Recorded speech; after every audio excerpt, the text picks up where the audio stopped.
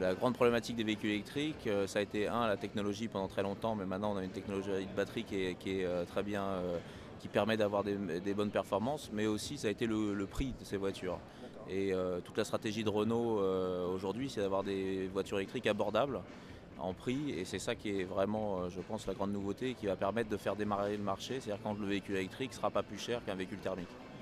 Mais quand on réfléchit comme ça à 5 ou 10 ans, vous pensez que les parts de marché par exemple vont évoluer dans quel sens? Enfin, c'est grosso modo, hein, mais... On va dire que grosso modo, on est en train de parler en 2020 de 10% du marché mondial qui D'accord. basculerait à l'électrique. Donc c'est pas 100%, il y aura toujours du besoin de voitures thermiques qui seront toujours de plus en plus optimisées en émissions de CO2.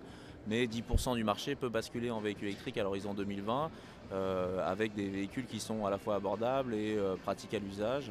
Et puis avec aussi, pas que des produits, mais aussi des services. C'est-à-dire qu'au-delà de Twizy, par exemple, c'est un véhicule qui est hyper urbain, mais qui peut aussi être un véhicule que l'on peut avoir en libre service, car sharing, et donc d'autres services dans les villes pour limiter la congestion. D'accord.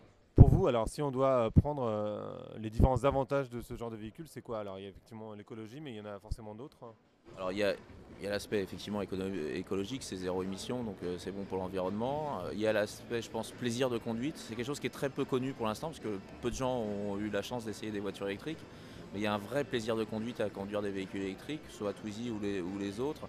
Il y a une fluidité, une accélération assez incroyable, on va dire c'est silencieux, c'est un vrai plaisir à conduire ces voitures. Donc ça c'est quelque chose qui est peu connu.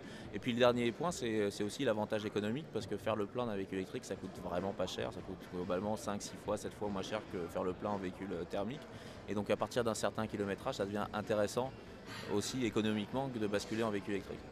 Et puis comme vous le disiez, il y a aussi la congestion, parce que c'est des véhicules qui sont petits, enfin en tout cas celui-là, et il n'est pas très grand, donc du coup ça va permettre aussi sans doute plus de véhicules, hein, qui correspondent plus à une culture urbaine de célibataire ou de couple, hein.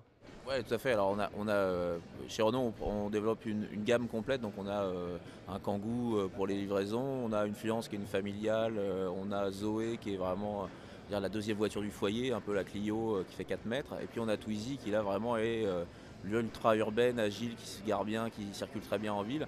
Et ces différentes cibles, je pense qu'on va pouvoir les adresser assez facilement. Et Twizy en particulier va vraiment faire quelque chose pour la réduction de la congestion, pour pouvoir se garer, circuler facilement en ville.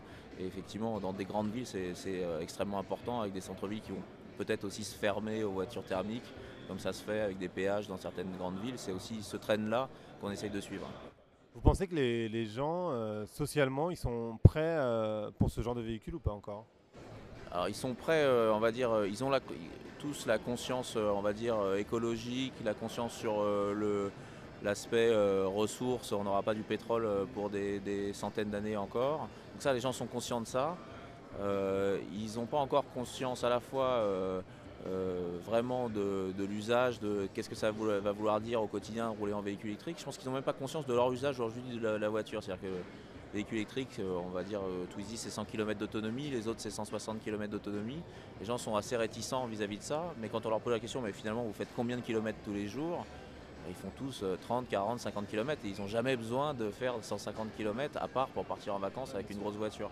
Et en fait, les gens n'ont pas vraiment encore pris conscience de leurs vrais besoins de mobilité au quotidien. Donc c'est ça qu'on essaye de faire. C'est pour ça qu'on a commencé très tôt à communiquer, à essayer de communiquer sur le véhicule électrique. C'est pour petit à petit que les gens prennent conscience que dans leur quotidien, pour aller au boulot, pour aller chercher les enfants à l'école, ils n'ont pas besoin d'une voiture qui a 800 km d'autonomie. Justement, vous parliez de communication, c'est quoi le plan de lancement? Enfin, en tout cas, comment vous communiquez autour du produit? Est-ce que vous faites une communication un peu nouvelle pour un véhicule qui est lui-même nouveau, ou est-ce que vous prenez des ressorts classiques de communication?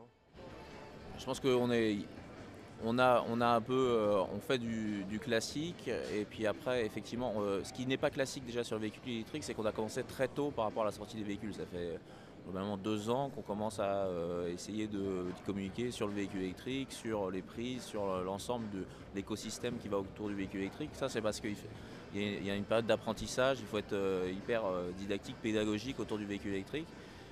Et après, spécialement pour Twizy, effectivement, on essaye d'être beaucoup plus dans une communication sur le web, sur des choses qu'on ne faisait pas énormément jusqu'à maintenant, d'être beaucoup plus participatif, de consulter plus les gens, avoir des retours sur le produit, les faire voter sur des designs, créer des designs. Donc, ouais, c'est des choses assez nouvelles que l'on fait sur Twizy parce que le véhicule en lui-même se prête bien à ce type de communication et aussi parce qu'on vise des clients avec Twizy qui sont globalement pas acheteurs de Renault et même, je dirais, même en général pas acheteurs de voitures. Donc il faut trouver une autre façon de les toucher que de faire un article dans Auto Plus. Justement, c'était ma dernière question. Est-ce que c'est pas compliqué dans une marque comme Renault où on a des amoureux de la voiture et des moteurs et des jeux d'accélération, etc., de développer un véhicule comme Twizy ou des véhicules électriques de manière générale, hein? Alors c'est pas compliqué d'abord parce que comme je disais c'est hyper fun à conduire un véhicule électrique donc les gens mis à part le vroom vroom, il leur manque pas grand chose, ça accélère vraiment très bien. Et puis après, effectivement, c'est aussi, je pense que tout le monde est assez passionné. Il y a une sorte de petit esprit start-up dans notre programme, dans nos programmes véhicules électriques, parce que bah voilà, on est parti de rien et puis on a grossi dans l'entreprise, mais on a toujours cet esprit, on va apporter quelque chose qui va peut-être être quelque chose de vraiment nouveau, qui va changer le paysage automobile. Et donc il y a cet esprit start-up qu'on retrouve vachement dans le salon, quoi.